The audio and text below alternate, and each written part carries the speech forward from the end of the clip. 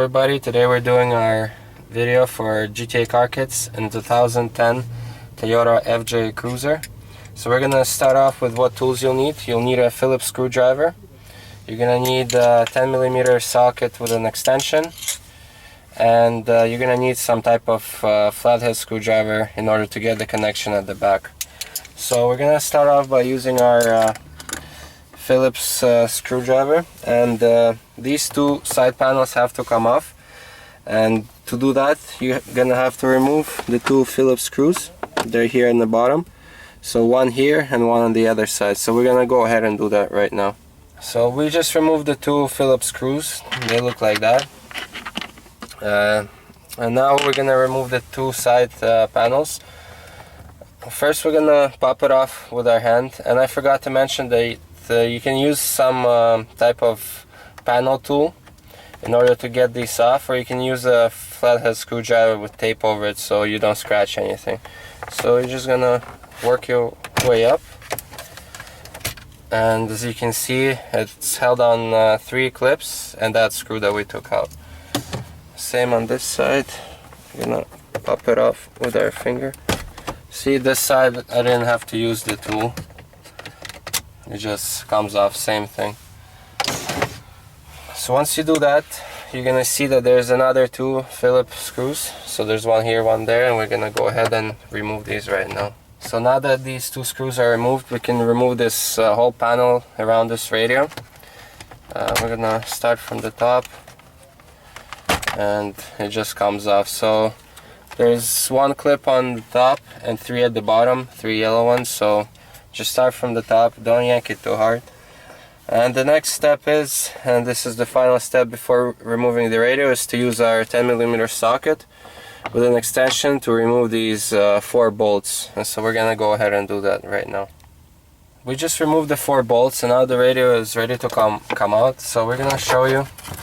So it comes off, and as you can see here, this connection is occupied, and this is where our kit is gonna go.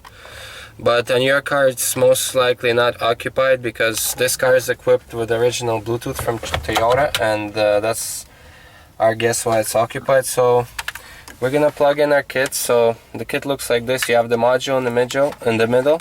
On one side you have the connection, which is supposed to go to the back of the radio. So if you have nothing plugged in, it would just go in without the Y cable. But because there's a connection there, we're gonna use this Y cable. So we're gonna plug this into the back of the radio. This is where the original connection is gonna go. On the other side there's an iPod iPhone connection, and also an AUX. But this car is equipped with the original AUX, so we're not gonna put it in this particular car. But if you don't have an auxiliary, then you can also use the auxiliary. So this is where the flathead screwdriver is gonna come in. We're gonna, underneath the connection, we're gonna press it and push it out. So there's this clip that I just pressed, and we're gonna take our harness and we're just gonna plug it in, and then the original connection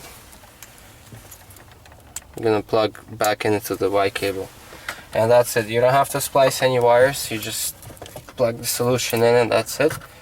And at this point you're ready to test it if everything is working properly. So we're gonna put the radio back. We're gonna put the key into ignition and turn it on to the first position so the radio turns on. So that's your regular FM. We're gonna take our iPhone 5 with the adapter. You can only use the original Apple adapter with our kit. The cheap aftermarket ones will not work. So we're gonna plug it in. We're just gonna start charging at this point. So if you press the CD button once, it's gonna show auxiliary, and that's the original auxiliary. You press it again, and it's gonna show you this option which you didn't have before. So if there's nothing connected, it's gonna say CD1 disc 4 track A. This is normal, and this is basically, at this point, the car thinks that it has an external CD changer. So we're gonna plug it into iPhone 5. and we're gonna switch to disc 1 by using the disc up and down buttons. So in disc 1, this is where the iTunes is unlocked, so you can choose any song from here. You can put it on shuffle, you can choose your favorite artist, and then you can just use the tracks. As you can see, I'm switching from the actual radio. And if you press the text button, it's gonna say iPod and the hybrid mode.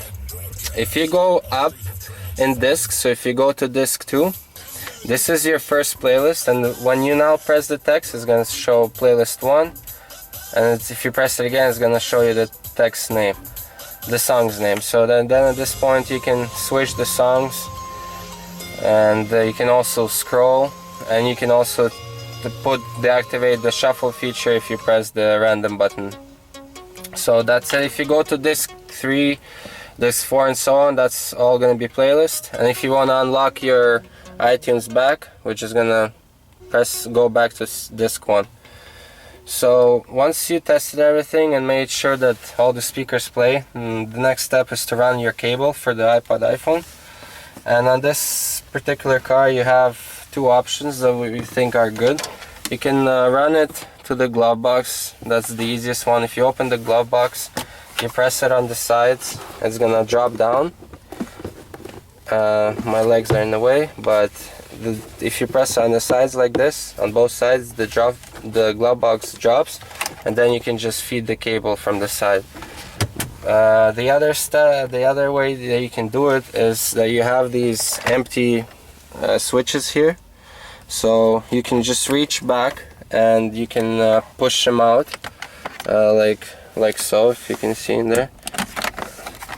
If I just push it out, take it out, and then I can just put the cable through, or making a neat hole in this blocker piece. So that's the two ways they can put it through. You gotta leave the module behind the radio so nobody can see it, and just run as much wire out as you need to. So that's it again. This was a video for GTA Car Kits in 2010 Toyota FJ Cruiser. I hope you liked the video, and we'll see you next time.